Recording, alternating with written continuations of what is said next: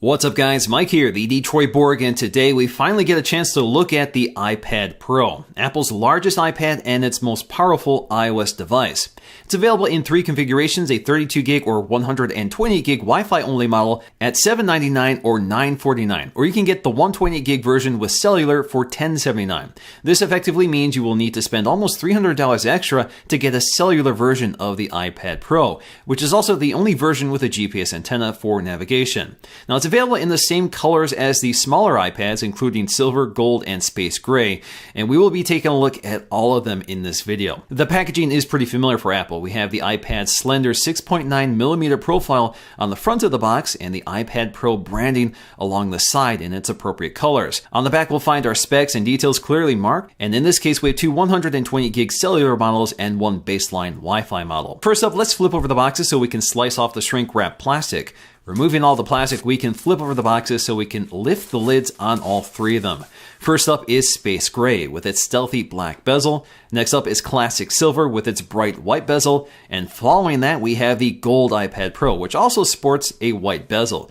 Getting to the Space Gray model first, we can see that it's wrapped in a frosted plastic wrapper, like most Apple products launched this year. The iPad Pro feels very light for its size, and at 1.57 pounds, it's about as heavy as the original iPad, which certainly makes it much heavier than the iPad Air 2, which is a little less than a pound right now. Next up, in stark contrast to the Space Gray, we have the silver and white iPad Pro, also wrapped in frosted plastic. And as you can see, in this case, we have a cellular version, which has a white plastic trim piece at the top for radio transparencies. And lastly, we have the gold model, which will match my existing gold iPad Air 2 and iPad Mini 4, which we'll compare it to in this video. This is also a cellular model with a white plastic trim piece at the top. Now, if we had a cellular version of the Space Gray iPad Pro, this piece would have been black instead of white. Accessories are the same for both, including a 12-watt power adapter, which is used to charge the iPad's large 38.5-watt battery, which should last 10 hours of normal use over Wi-Fi. The charger also has a removable wall adapter to add extension cables or international adapters.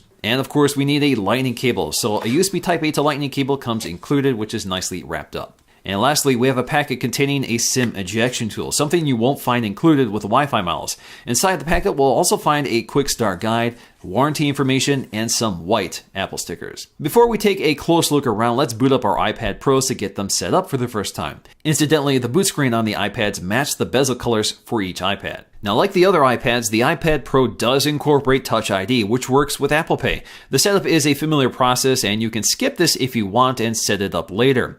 iPad Pro unfortunately does not pick up the lightning-fast Touch ID 2 sensor from the newest iPhones. So taking a closer look at the iPad Pro, we are confronted with a truly massive 12.9-inch 4x3 LCD IPS display with a Retina resolution of 2732 by 2048, which is good for 264 pixels per inch, making it the highest resolution display on any iOS device today, but with the same pixel density of the iPad Air 2. Now, like all recent iPads, the display is laminated to the glass with no visible distortion when pressed, although you can see the glass and display flexing if you press firmly. At the top, you'll find the venerable 1.2 megapixel FaceTime HD camera with an f2.2 aperture, which is good for 720p HD video. This is effectively the same camera we've had on recent iPads for a couple years. Down below, we'll find our home button incorporating Touch ID, which is covered in sapphire glass and surrounded with a color-matched metal ring, which acts as a capacitive trigger for the Touch ID feature. Along the back, you'll find no major design revolution here. It looks like all the current generation iPads with a rigid all-aluminum unibody frame and a polished color-matched Apple logo at the center, which is once again a standalone component and not etched into the metal. So again, nice attention to detail. In the upper corner, we'll find an 8-megapixel iSight camera flanked on either side by a set of dual microphones. The camera is also the same one we've seen for a few years now and is good for 1080p HD video with autofocusing and software stabilization. Along the top edge, we'll find the power sleep wake button, and nearby we'll find a set of volume controls with a polished indent between them. At the opposite corner, we'll find a headphone jack with a color-matched insert. And at the bottom, we have a lightning connector, again with a color-matched insert and metal surround. On the cellular models, we'll find a nano SIM tray on the lower right side with an Apple SIM already included. This SIM can actually be used to activate a number of services, so you don't need to purchase a specific SIM for each carrier. You can basically set this up under settings.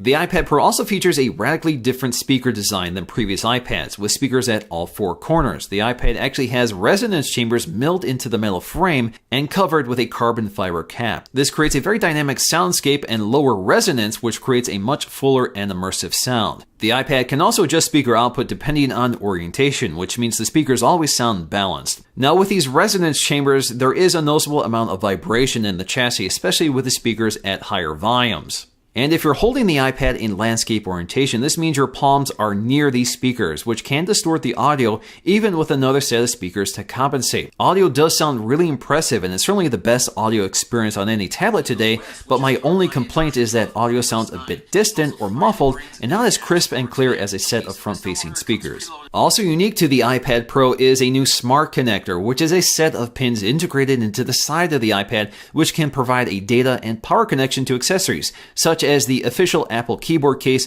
or third-party cases like this Logitech case. This means accessories don't need to provide their own power and no Bluetooth connection is needed. It's all powered by the iPad through this connection. This is particularly nice for backlit keyboards like this Logitech keyboard, which would otherwise have to be charged frequently in order to maintain that backlighting. In terms of specs, the iPad Pro is packing Apple's new A9X CPU, which is a dual-core processor clocked at around 2.25 GHz with 4 gigs of RAM. This leads to a very impressive Geekbench score, besting the single-core scores of the iPad Air 2 and the Mini 4 by a significant margin. Even the multi-core score clearly beats the triple-core A8X from the iPad Air 2. And believe it or not, the iPad Pro actually bests the MacBook by 1,000 points for both the single-core and multi-core score. iOS 9 is effectively the same experience on all iPads, but the screen real estate and processing power makes effective use of iOS 9's multitasking features.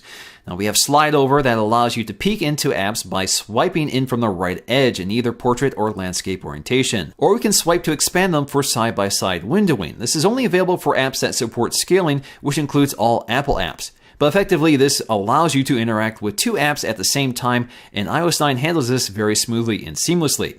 Perhaps the biggest software tweak for the iPad Pro is the new software keyboard, which is nearly the same size as a full-size Apple Magic Keyboard. That's because we have this large screen to work with. Now, this new software keyboard adds a number row at the top, in addition to conventional punctuation and function keys like Caps Lock and Tab. Effectively, it's nearly identical to a classic Apple Mac keyboard with a few tweaks and omissions. This makes it easier to type on the iPad Pro keyboard like a traditional keyboard, but it's still hard to get used to since there is no physical feedback, and it's hard to maintain your fingers near the home row without resting your tips on the glass. Unfortunately, especially in the iPad Pro's case, you can't split the keyboard for thumb reachability like you can on the iPad Air 2 and iPad Mini 4. The camera app doesn't add any new tricks from previous iPads. We still have time-lapse and 120 frames per second slow motion. We also have video, which is still at 1080p with pretty good software stabilization, but no continuous autofocusing while recording. The still camera does have a burst mode, but no live photo feature like the new iPhones. So in terms of camera quality, once again, we have an 8-megapixel iSight camera on the back. Again, an f2.4 aperture, but if you combine that with the new A8 image processor built into the chip, we get really good results here. So images come out really clear and crisp with good exposure and color reproduction, although color tends to be a little washed out here. That's also the case on the iPad Air 2. We also have pretty impressive low light performance here, especially for a tablet. So images come out relatively clear and smooth. The camera is able to find focus fairly quickly and accurately, and we don't see a lot of that artifacting or interference that happens when overprocessing low light images. Video also looks great here, so Apple has really good software stabilization. There's no optical image stabilization here, but we do get excellent results in terms of handheld video. The only problem with this camera is that we do not have continuous autofocusing, so you will have to tap the screen to adjust focus if you change your shot. But again, video comes out clear and crisp with good detail, color reproduction, and exposure. So overall, a great camera system, very much like the one on the iPad Air 2. The iPad Pro is a significantly larger tablet than the iPad Air 2, and especially the iPad Mini 4.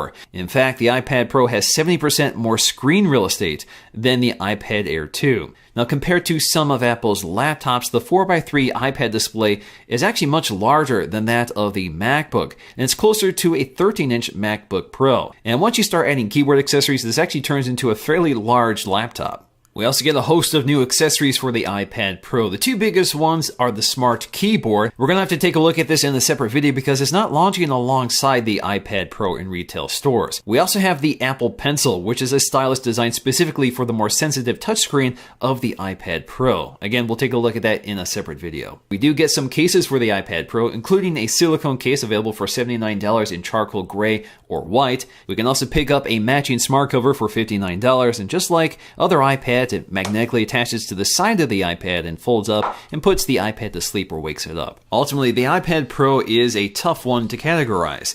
It means different things to different people. For me, it's a laptop with LTE and a touchscreen. To others, it's a digital sketch pad or a bigger display for media consumption and gaming. But ultimately, it's a more powerful tool than before, but its size and heft means it's not really just a larger iPad Air.